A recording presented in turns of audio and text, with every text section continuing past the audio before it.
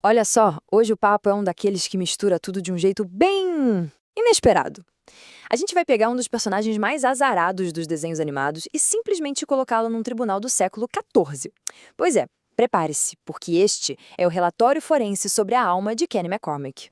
Essa é a grande questão, meio maluca, que vai guiar toda a nossa análise.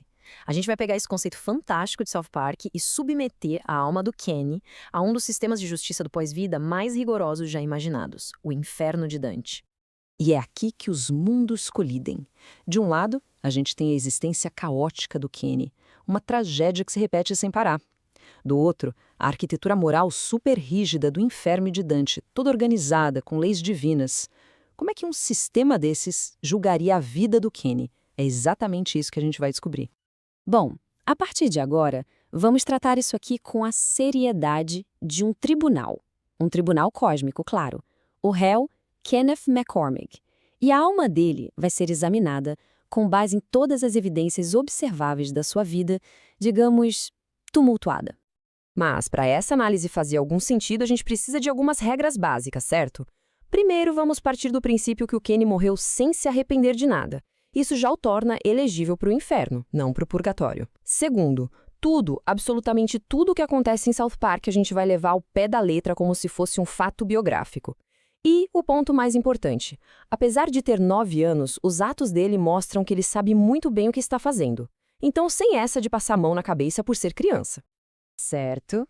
Agora que as regras do jogo estão claras, antes de olhar as provas contra o Kenny, a gente precisa entender como funciona a lei por lá. E quando eu digo por lá, estou me referindo à condenação eterna, conforme foi mapeada por Dante Alighieri. O conceito jurídico central aqui é o contrapasso. Sabe, no Inferno de Dante, o castigo nunca é aleatório. Ele é uma espécie de espelho, uma rima poética com o pecado. O pecador vai sofrer uma versão distorcida e eterna daquilo que ele mais fez em vida. É genial e, ao mesmo tempo, aterrorizante.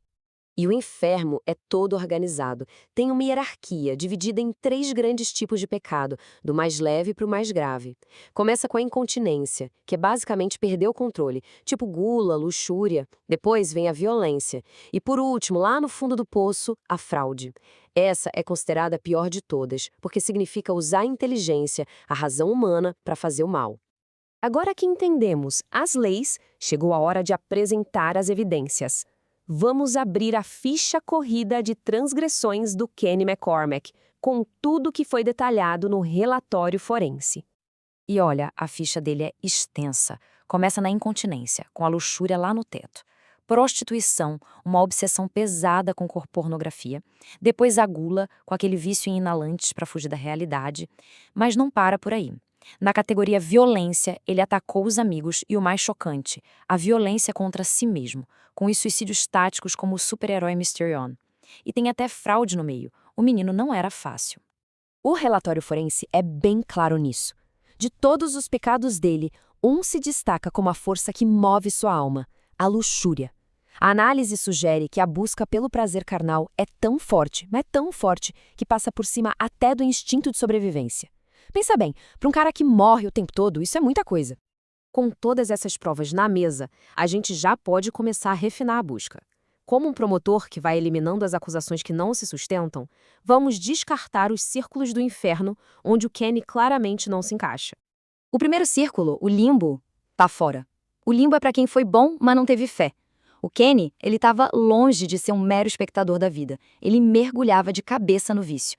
Então, limbo, descartado. O quarto círculo, o da avareza, também não serve. É verdade que ele cometia crimes por dinheiro, mas era para sobreviver, não por amor ao dinheiro em si. Ele não tinha aquela mentalidade de acumular ou idolatrar a grana que define os pecadores daqui. Sua pobreza, nesse caso, o inocenta. E o nono círculo, o fundo do poço, o da traição. Sem chance. Aqui o Kenny é o completo oposto. Ele é leal até o fim, chegando a se sacrificar várias e várias vezes pelos amigos. A frieza e a maldade necessárias para esse círculo simplesmente não fazem parte dele. Então, depois de descartar as acusações menores e pesar todas as evidências, a Corte Cósmica chegou a um veredito. A localização exata da alma de Kenneth McCormick no mapa do inferno foi finalmente determinada. O número do círculo é revelado. Apenas o número 2. Para quem conhece a geografia de Dante, a implicação é imediata e muito clara. E o veredito é esse. Kenny está condenado ao segundo círculo, o círculo da luxúria. É lá que são punidos aqueles que deixam seus apetites e paixões dominarem a razão. E segundo o relatório, essa é a definição perfeita da vida de Kenny. A punição padrão para a luxúria é uma tempestade eterna, violenta. Os ventos nunca param e arrastam as almas sem controle nenhum, um símbolo perfeito de como elas foram levadas pelas paixões em vida. Mas para o Kenny, a punição é ainda mais terrivelmente personalizada. E aqui, a gente vê o contrapasso de forma brilhante e cruel. A punição do Kenny é um reflexo horrível da vida dele. A tempestade o provoca com alucinações de seus desejos, mas nega o toque.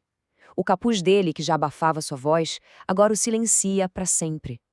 E o mais cruel de tudo, seu ciclo de morte e ressurgimento continua, mas agora como parte da tortura. Ele morre no inferno, só para renascer e sofrer tudo de novo, eternamente. E assim, a conclusão do relatório é profundamente trágica. Kenny é condenado a repetir seu ciclo de sofrimento, que deixa de ser uma piada cósmica para se tornar uma punição eterna, um prisioneiro de seus próprios desejos. Mas a análise termina com uma pergunta provocadora. Sim, os pecados dele são muitos. Mas e os sacrifícios? Ele morreu para salvar os amigos e a cidade inúmeras vezes. No tribunal divino, esses atos de altruísmo teriam algum peso? A questão permanece no ar. A condenação é final ou ainda haveria base para um recurso?